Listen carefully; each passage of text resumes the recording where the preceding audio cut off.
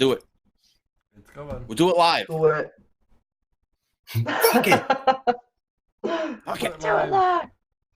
Tide goes in, tide comes out. Nobody can explain that. No one can explain that. I miss Bill Oddly O'Reilly. enough, that is a flat Earth argument also, that the tides are magnetized by the moon. No.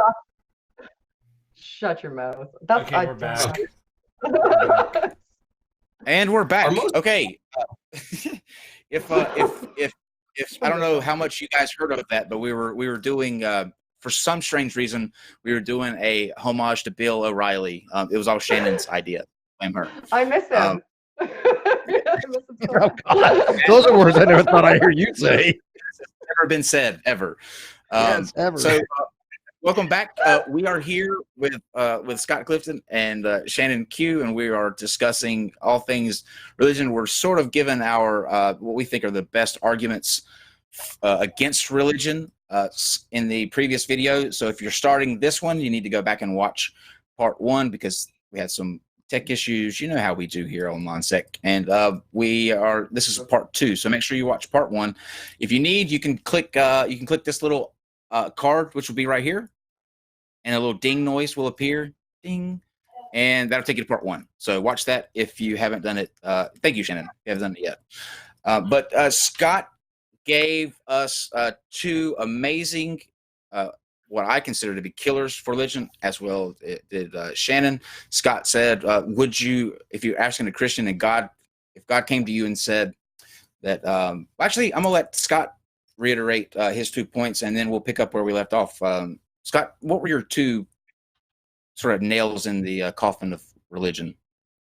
I don't remember. I know the one about. I mean, one of them was not. This is not some kind of destroyer of religion in general, but it was a response to the claim that religion, Christianity in particular, gives us an incentive for pure altruism in a way that naturalism does not. And my question in response to that was just, okay, so if you could give up your eternal salvation in heaven so that I could go to heaven and you go to hell instead in my place, would you do it? And I've never gotten a yes from that. I don't think that's a refutation of religion, but it is a good response to that claim. Here's what I would ask though, Scott.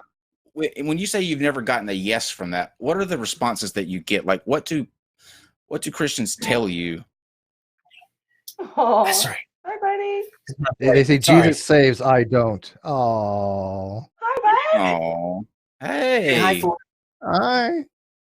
Hi.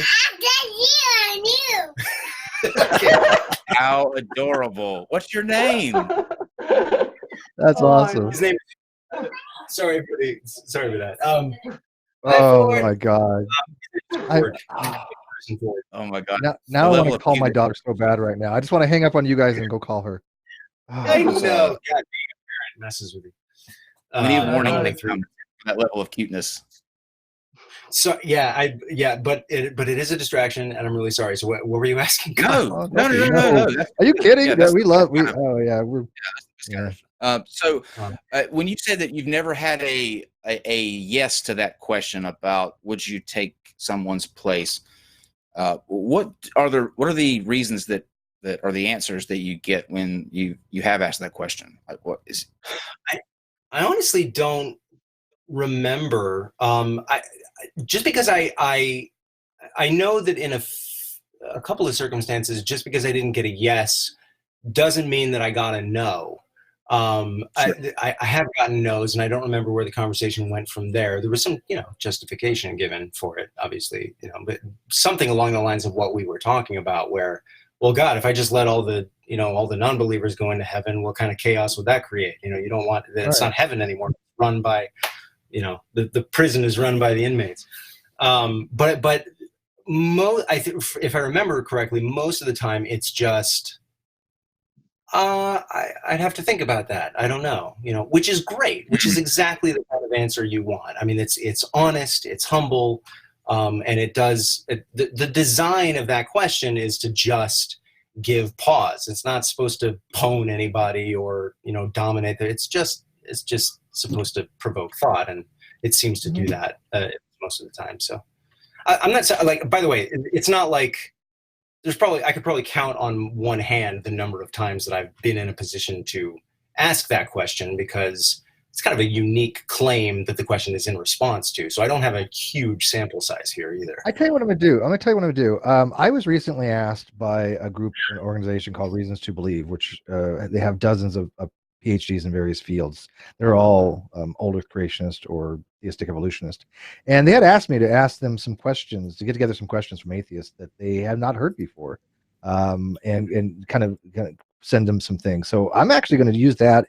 And one of the other questions I was asked tonight, I'm actually send it to them. And they're going to have some scholarly people actually talk about this and get back to us. Cause I know they will. Cause like I said, they've been asking me to be actually as a kind of a, what they call omnibus for them. And so I think that's actually, yeah, they won't be legally liaison. They're doing a council. And they really like, this channel. They really like my channel. And I was thrilled that they invited me to the AMP convention. I got to meet you, Ross, and oh man, it was fun. It was really, really fun. And so, yeah, that's actually cool. This is the question I'm going to codify, and I'm going to send to them. I have a question. Just, again, though, I just want to say that the question doesn't work as an open question, really. It has to be in response to a very specific, narrow.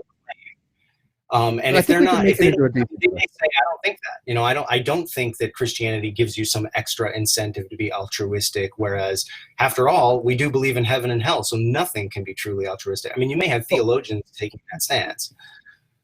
Well, yeah, but okay. I was thinking omnibusman. That's what I was thinking of. But no, the way I would word it would be this, more along the lines of: if you're supposed to walk in the way of Christ, you're supposed to be Christ-like and emulate Christ. If Christ was willing to sacrifice himself for the entire world, why are you not willing to sacrifice yourself for a single individual?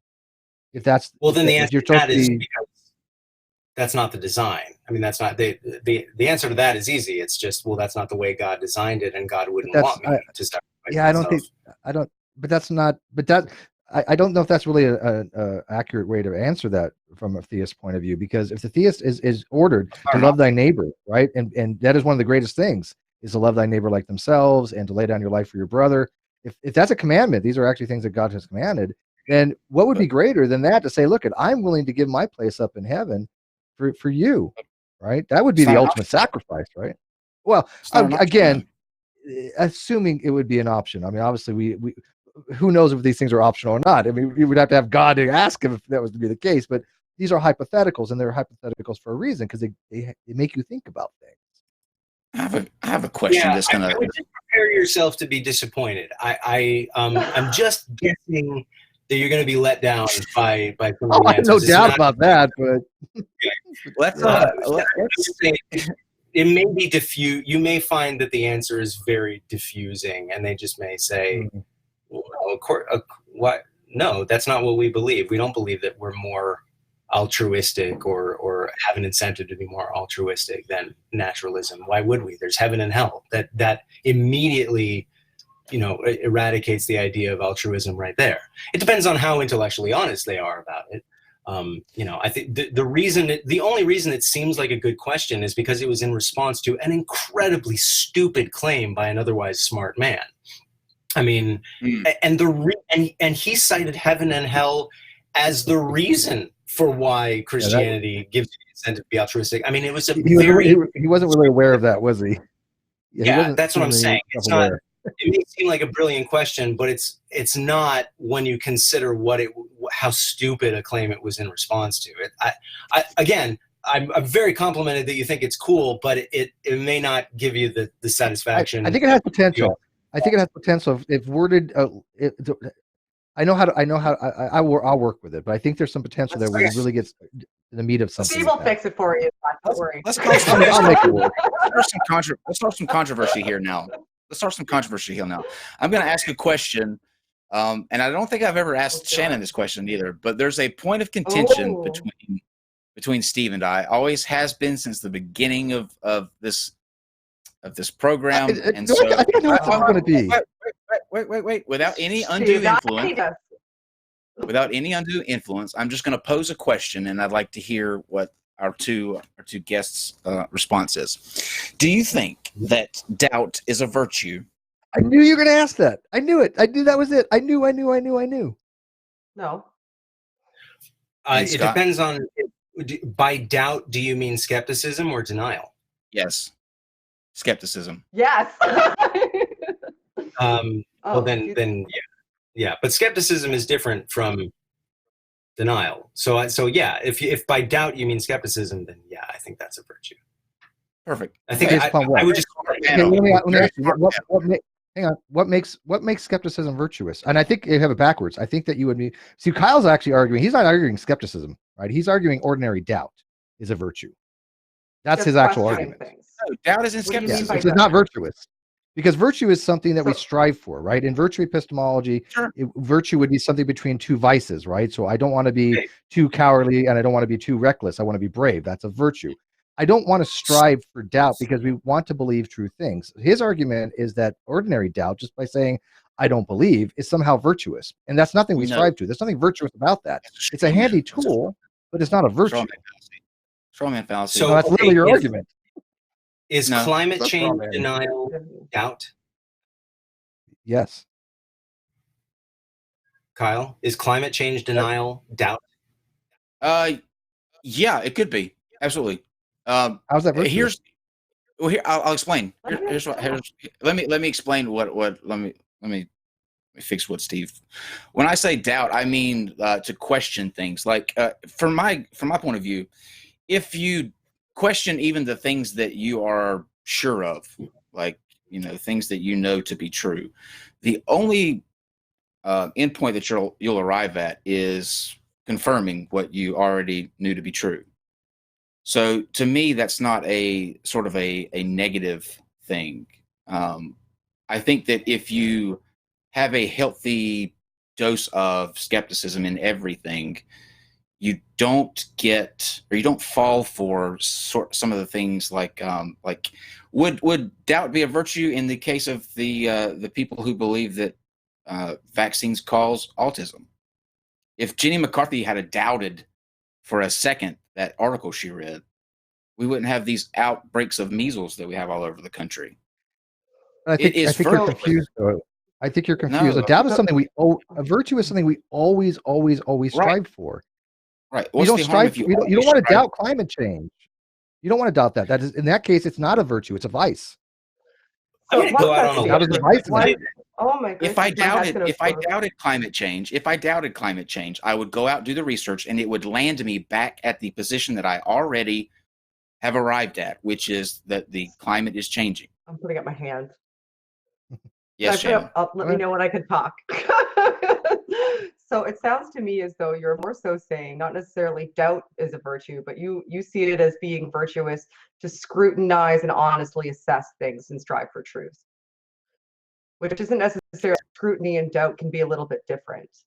So you can doubt something without taking the added step of trying to. Steve, please just let me finish my sentence, please.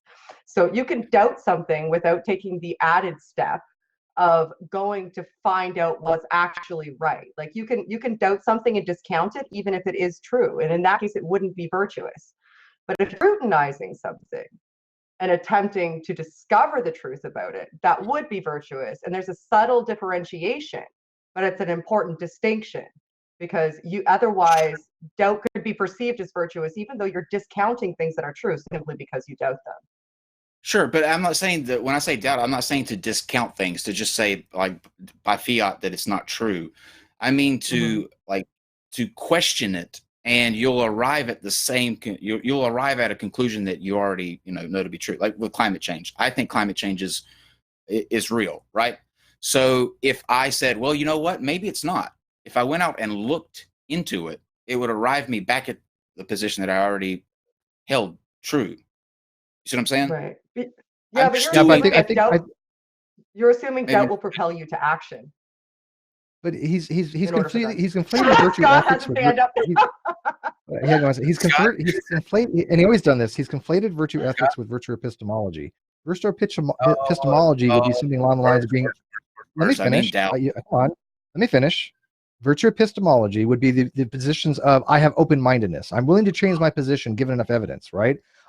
Skepticism in virtue epistemology could be considered to be virtuous in that regard, right? You want to be a critical thinker. These are virtues in virtue epistemology. This is not now. See, what Kyle's trying to do is equivocation. He's trying to equivocate skepticism, which can be virtuous in virtue epistemology, with ordinary doubt, and it's not. And this is why no philosopher I've ever ran across, no read have I ever come across in any field has ever said that doubt is a virtue.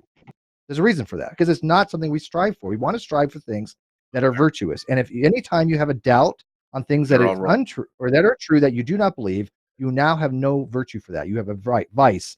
You've now disbelieved something that you should have believed. That is not what we strive for. So when you say doubt is a virtue, you're misrepresenting what these words actually are used in the field of philosophy. And I don't find that to be very. I don't mean them in the field of philosophy, though, Scott. What's your take? Hold up, Scott. I mean, it seems really, really clear that your disagreement is purely semantical. I mean, you guys are arguing over definitions, not concepts.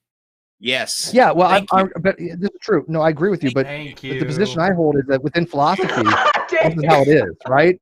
So, I mean, he's arguing semantics. He's arguing, I'm going to argue it this way because I'm going to make these words stipulative of what I want them to mean. And I'm using actual philosophical terminology. I mean, this is what it is in philosophy. I'm not using stipulative. But there's more to life than philosophical terminology, Steve. Though sometimes you have to have conversations. Sometimes you have to have conversations with people about what so next time an evolutionist says a theory just means guess. Well, let's Scott finish. He literally just started. Let's Scott. I told you this was going to be contentious, but go ahead. No, this is good. No, Steve, you just gave a good example. So a creationist says, well, evolution is just a theory. And then if you say, well, what do you mean by theory? And they say guess, then you say no. By that understanding of the word theory, evolution is not a theory. So I know you may be on firm ground knowing the actual like terminology, the proper philosophical jargon, but you're still having a semantics argument. You're still saying, no, this is the right meaning, yours is the wrong meaning. Whereas if Kyle, if Kyle said, even if Kyle is using the wrong language, you can still say, all right, Kyle, let's use your language. And now I agree with you. I mean, it doesn't matter. I would just say it's not right or wrong. Right or wrong or opinions. Right or wrong. He was in the middle of the sentence. He did. No, he didn't. I'm good. Right or wrong are value judgments. I'm not saying he's right or wrong. What I'm saying is, in the field, right? This is how it is. It makes no sense to say that doubt is a virtue, and for me to be in any case, right? He could semantically say that a doubt is something that we should always have to question things. Okay, that's a form of skepticism, right? But now he's like you said, it's a semantic thing. The question is doubt a virtue? In every university on the planet, it's not tout as a virtue. So I'm going by that. If he wants to have some kind of stipulative thing, that's his own thing. But I'm only trying to put out facts of what you would go by if you were to learn this material. I think that's more important, right? Because what's the point of saying doubt is a virtue? It means nothing. Oh no! Does that make sense? But it seems like you know what he means by doubt. So why not just go? That's not how I use the word doubt. Yeah, but why waste time charging your interlocutor with equivocating when you actually know what they mean and you know that they're engaging you honestly? Kyle is using the word differently from you. He may even be using the word differently from the entire community of philosophers. None of that shit matters. What matters is you know what he means, and given that you know what he means, you do agree with him. So who gives a shit? No, I don't. No, I don't. I don't think. Again, I even said, I don't think you can ever make an argument that doubt is a virtue, unless he means it by skepticism, which I've already agreed upon. If he's equivocating that, then I would agree. But that's never been his argument until now. Now he's changing it a little bit. Actually, you weren't listening to his argument before. Actually, no. Hold on. Let me fix this. If you go back and you watch the stream with and Dave, you can back me up on this. If you go back and watch the stream with Ozzy, where we had Ozzy on, and you, the biggest portion of Ozzy and my conversation was about me meaning it as skepticism. Ozzy pointed this out many times, saying that yes, he never agreed with me. Ozzy, for the record, never. Well, I don't agree with you either, but I can at least see. I agree with Scott here. that But if you're using that way, you can make that argument. I just don't think it's a good argument. I still think it's wrong my in that regard. always been that I mean doubt by skepticism, and Ozzy was Yeah, quick and to I point don't. that out. Hang out the wood. Right, We and had. but that's where we called you on the equivocation, because doubt and skepticism are not the same thing. You're just That's changing the word a skepticism and separate changing issue. it to doubt. That's a separate issue. You just accused me of changing my argument. That's what I was referring to here. No, because I know your original argument, right? Your original argument was what's called It's my ordinary original doubt. argument. But it's Oh, it's like saying man. if I'm like Okay, it's like me let's go on. saying that if it's me like saying that I don't know, some I got being you, Paul. evil is a virtue, because being evil now means to be good. You're just changing things, right? You're just it's not changing honesty to is a the virtue. opposite. But I'm going to say that lying now means honesty, so lying is now a virtue. This is what Scott's saying. This is a semantic thing, right? It's one thing to argue skepticism is a virtue in virtue epistemology. It's not the same as doubt, and skepticism and doubt are not the same thing. You always see take what it I'm saying? into the realm of philosophy in order Sure. to It's a make your philosophical rebuttal. topic. You take Why? This is what I don't get. It's a philosophical topic, and then you argue that, oh, Steve, you're talking philosophy when it's a philosophical question. Skepticism is I didn't philosophy. even get to finish a sentence, so I'm not really sure what you know, how you know what I think. This has been But fantastic. We go ahead, Scott. I wanted to push back on Steve a little bit. I don't think you'll find the word doubt in the Encyclopedia of Philosophy or in a lot of academic literature. In Eastern philosophy, doubt is actually totally synonymous with skepticism. There's an old Zen saying that said, and remember, I grew up around Zen Buddhists and shit. So there's an old saying that the believer is happy, the doubter is wise. I mean, that clearly doubt means skepticism there. I hear you. I mean, I hear that the word. Listen, language is fluid. I mean, language changes between people. It changes over time. I think one of the things that is always a red flag for me is when somebody tries to treat a word or a term, whether it's philosophical or not, as real estate, and that, and they want to plant their flag in it and say that no, this word can only mean this thing. If you want to have a productive conversation, you may be right, and there may be a community of people that are going to use the word the way that you do, and that's going to be a lot easier to communicate. But Kyle's your buddy, and if he's telling you right now, and you have no reason to believe he's lying, if Kyle is telling you that when I say the word doubt, I'm treating it as synonymous with healthy skepticism, then it seems to me that the only response is to just say, oh, yeah, well, obviously I agree with that. I just don't use the word doubt that way. And then, I wouldn't go that far either, because I'm not a skepticist, and I don't follow skepticism to be virtuous in virtue epistemology. So even that would be the case, I would have pushback on that. And by the way, there is something in the literature, in Stanford Encyclopedia, it actually does differentiate between personal incredulity, ordinary doubt, and philosophical skepticism. So there is a differentiation to be had there in the literature. Now, I don't know anything about Eastern stuff, to be honest with you. Everything I do is contemporary or analytic, modernity type stuff. But yeah, so I wouldn't agree with them anyways. But I think when you're talking about a subject and you put forth a statement that is incorrect, relating to a specific field, and you're just meaning it, okay, I'm going to change these things to be whatever. Okay, fine. But at that point, what are you arguing? Because in the reality is, the way I'm arguing this, the way I'm talking about it, is what it would be in philosophy. And if you're talking about skepticism, you're talking about something that is a philosophical terminology. This is why I don't get so much. I don't understand why I get the pushback I get.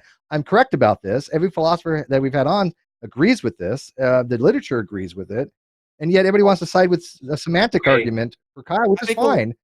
But I don't deal with semantic arguments. You're right philosophically, but I'm talking about when you ask a question like to let's say the masses, and you say, is doubt a virtue? Number one, if they know what virtue means, just to pull a definition out of my ass, something that you should always strive for, a positive trait you should always strive for, I believe is close.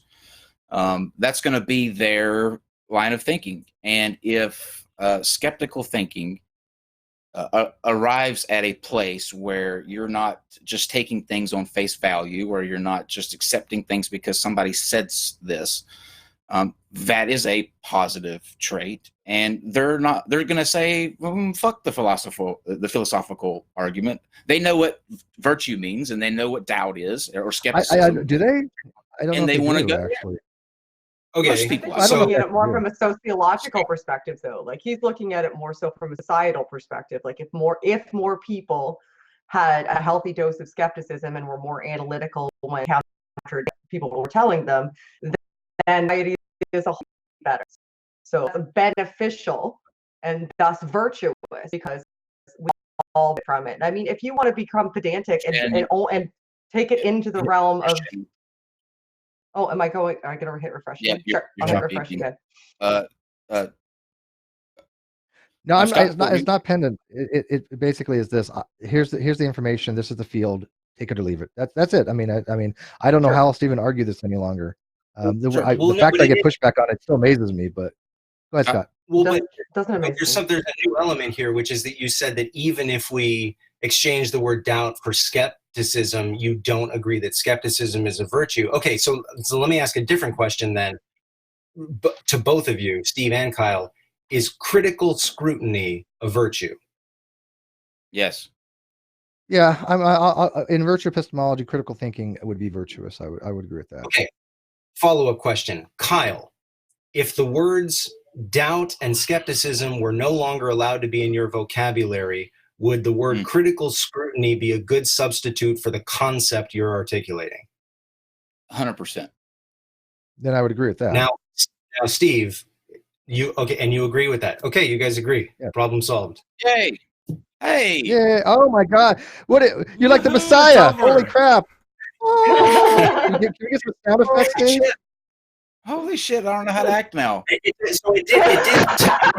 I'm shaking here. What's going on?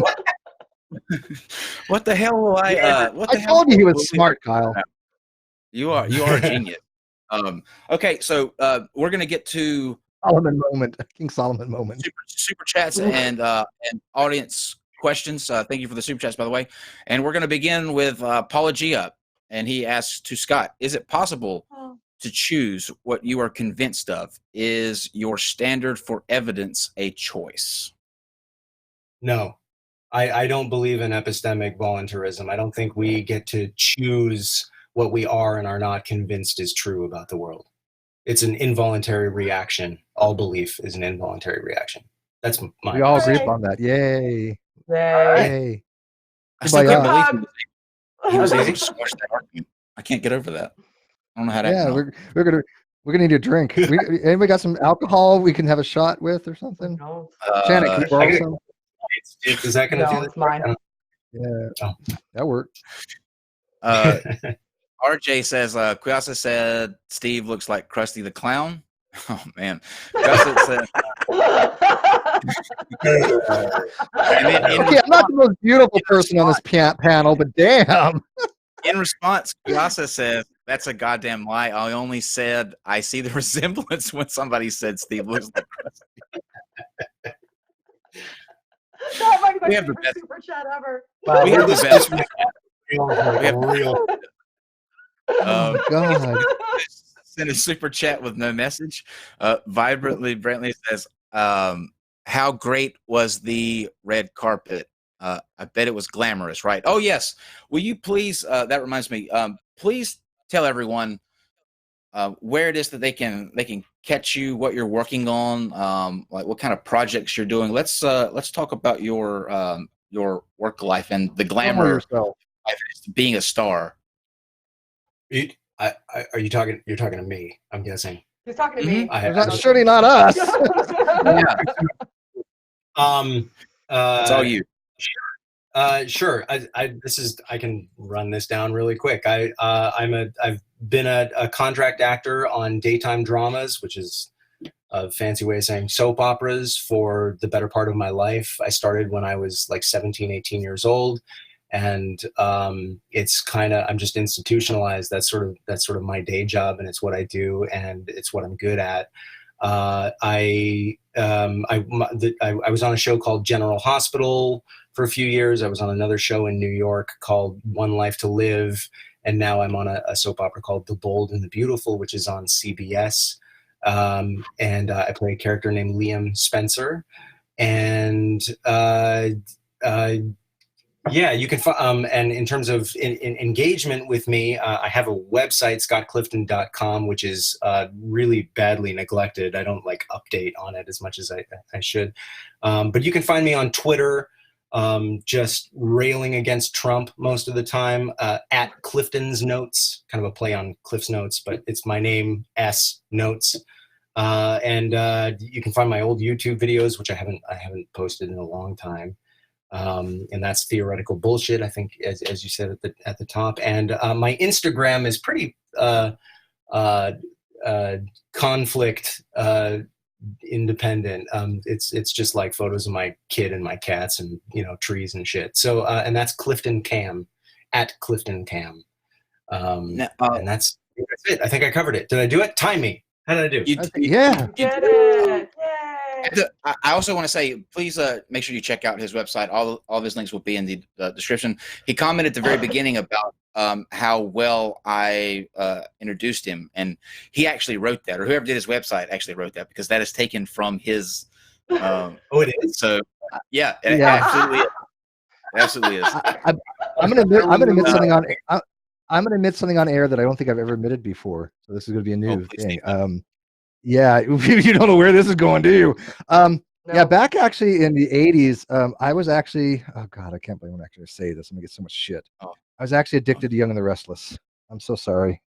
Oh, that's not so sorry. That's going to be insulting to me. No, I mean, I'm not a soap person, right? It was actually General Hospital for me because my sister was addicted to General Hospital, and that was before you were on, by the way. It was Anna and Duke Lavery. That was the big thing back then. I actually have a favor to ask of you, Scott. I know we just met each other, but I'm telling you, you would make my grandmother the most happiest person on the planet, because she has literally watched The Young and the Restless and The Bold and the Beautiful since episode 1. She used to, with my mother. She would sit my mom down in her crib. I have to hear about it all the time. And she used to tape all of these. Like, she used to have stacks and stacks of tapes for when she couldn't be like at home watching these. She would record them. Now she DVRs them. She's learned how to do all that. But this is a surprise. I didn't tell her that you were coming on. But if you could maybe say hello to Gloria, you would literally make her entire year if you did that. God. Well, hello, Gloria. But wait, we can do one better than that. If you DM me, I'm sure I can, and you give me an address that you're comfortable giving me. I'm sure I can get you. I know I can get you a signed autograph if that would do anything. Oh, yeah. She would die. She would die. Gloria, I'm really sorry if I've offended you with anything I've said here. I don't know if your philosophy aligns with Kyle's. If not, I'm on your side. Kyle's bad. We're always on Kyle. We're all on Kyle's grandma's side. This is true. We'll be cutting around this broadcast and serving her the hello, Gloria. But yeah, thank you for doing that. That will literally make her year. Okay, let me get back to these. Okay. 0132132. Earth is made of flat dragons. I proved it with Google. Very good, sir. Guasa says, it's unfair that some people are given awesome looks and amazing intellect. Let's tax the beautiful and smart people. Scott, Kyle, Shannon, etc. Oh, thank you. I got the etc.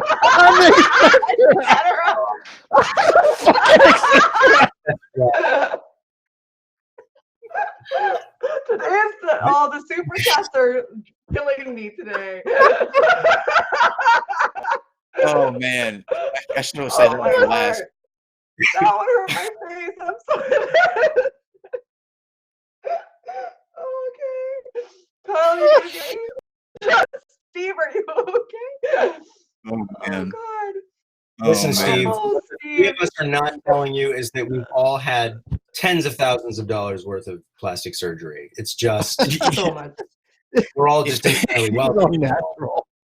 If only Steve would allow them to doubt their position of what they said before. Wow, okay. Cajun Crustacean My says friends that too. Okay. Smurfs in general are such low-hanging fruit. They must already be falling off the tree. They must have also hit every branch on the way down. That is absolutely correct. Smitty said, at Riley S, your hard drive is being filled. Wink face. Sounds like a solution. Yeah. You've been used to What's deliver going- a message there, Kyle. Larry Walter Jr. says Scott equals sexy, Shannon equals fabulous, Steve equals distinguished, Kyle equals host with the most. Hashtag beauty everywhere. There you go, Steve. There you're in. Hey, I got Steve, it. there you go. I'll take it. Thank you. 0132 says I hate it when the parents fight. We're good now. You guys love it. No, that's the best part of the show. What the hell are you guys talking about? You guys love that kind of crap. You really do. Don't let them kid you, Scott. They love the bitterment and the fighting and the infighting and the bickering. I mean, it's like what's made the channel. Scott, our new marriage counselor, brought us back together, so there will be no divorce. That was good. Yet. I will give Scott prop. You did well. Kate, Shannon was even able to do that, so you did something Shannon couldn't do. Kafie says, "Shut up, Steve." You let Scott talk. No, look. You're talking about a fight now. We got to next one. Bring it on now. Yeah. Kafie says, ask theoretical bullshit what he thinks about Alan Watts and Alan Watts' interpretation of the perennial philosophy. I don't know. Yeah, there were a lot of Alan Watts books around my house growing up. My parents were really, really into him, and I've watched a couple of his lectures and stuff. But I'm not as familiar with him as I would like to be. And if my parents heard that, they'd be so bummed. So I don't know. I don't know what his position on that is. I wish I did. And finally, I will read the comment that has been said probably 900 times tonight in the live chat. That's scary. You look like Chris Pratt. Oh, yeah, I am. No, yeah, I've had a couple of people just out and about not believe me when I told them I wasn't Chris Pratt, which is kind of a strange situation to be in, because I don't think, I mean, I get it. Like, we both have scruffy beards and darkish eyes, and both used to be fat. But other than that, the guy's got like 1.5 feet on me or something. And I don't know. But how do you feel about that? Like personally, like, is it one of those things where like you're a star, he's a star? Is it a compliment? Like, do you take it as a compliment, or do you take it as why don't they say that Chris Pratt looks like Scott Clifton? Ooh, oh my God, that would be so delusional of me to have that reaction. I mean, the guy, we're talking about an order of magnitude or several orders of magnitude in terms of viewership. I mean, there's like a few million people who know who I am. There's probably 1 billion people who know who Chris Pratt is. The whole world knows. Yeah, the whole world knows Chris. Yeah, that would be. No, it's a compliment. I mean, it's just a comparison of looks. That's all that is. And from what I gather, he's generally perceived to be an attractive individual. So I'll take it. Why wouldn't I be complimented by that? I think we should start a campaign. I think we should start a grassroots campaign.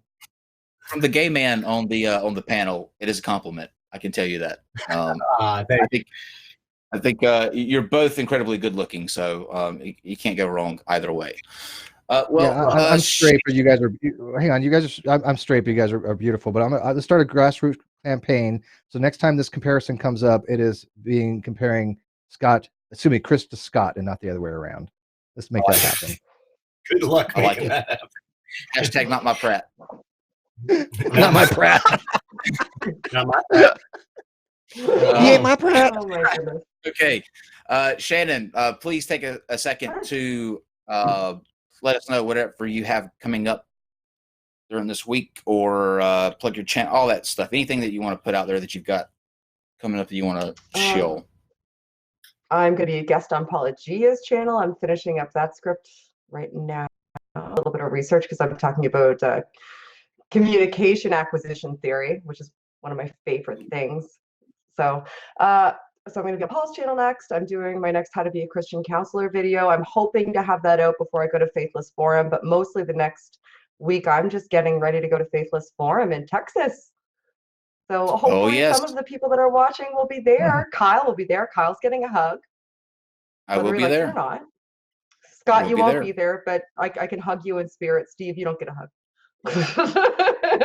But I think you have to spend I get like a 5-yard radius around me. People don't even want to stand. I'll give you I'll high five you, maybe. High five. But my channel's called Shannon Q, and I have a Twitter account. I wouldn't suggest following it. It's mostly just maybe you do. I don't know. I'm a female, I'm a relatively prominent female atheist, so it's fun there. She gets a lot of by the way, I have yet to do anything with the green screen of that picture, Shannon, so watch out. Oh, yeah. Most of those are pretty funny. Yeah, you never know what you're in for. You saw what I did with your screen. Yeah, you saw what I did. You did. Steve was all over that, actually. Steve.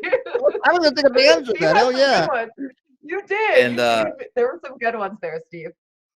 And I want to personally thank you, Scott, for taking the time to join us. This was so much fun. I had a blast, and I know that everybody else here did, and in the chat, it's very well reflected, especially doing it last minute, and for making such a good show. Thank you, sir, for stopping by and taking the time to be with us.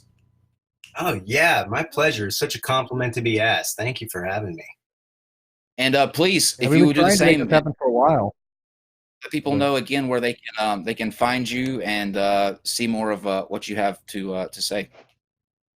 Me? Oh, at Clifton's Notes on Twitter, at Clifton Cam on Instagram, and one of these days I hope to get back to my YouTube channel, which is Theoretical Bullshit. Excellent. That's it. And we'll promote the hell out of it, sure. You're one of us now. You're getting sucked back in. Come to the dark Team side. NonSec. Welcome back. I know that, and finally to wrap up tonight, I talked about this a little bit, probably about a month and a half ago. Tomorrow we're going to be joined by a gentleman that watches the show all the time. He's active in the live chat sometimes. He comments on all of the videos, but he's going through a situation that I couldn't imagine. And it really, really, really gets to me just thinking about what he must be going through. But he's going to come on and tell his story tomorrow. He is actually, he's a weightlifter, very fit, very active, and just recently got engaged, and he's going blind. And it won't be long before his eyesight is completely gone. He's, I believe he's in the final stages of that. But he's going to come and tell us. It's not don't think that this is going to be a stream that it's all going to be sad, because he is truly an inspiration, and he doesn't accept quit, and he's not letting it, in any way, shape, or form keep him down. But we're going to learn his story and what that's like tomorrow at 9 p.m. So make sure you join us. Once again, thank you very much to Scott and Shannon, and we'll see you guys then tomorrow at 9 p.m. Eastern, right here on NonSequitur.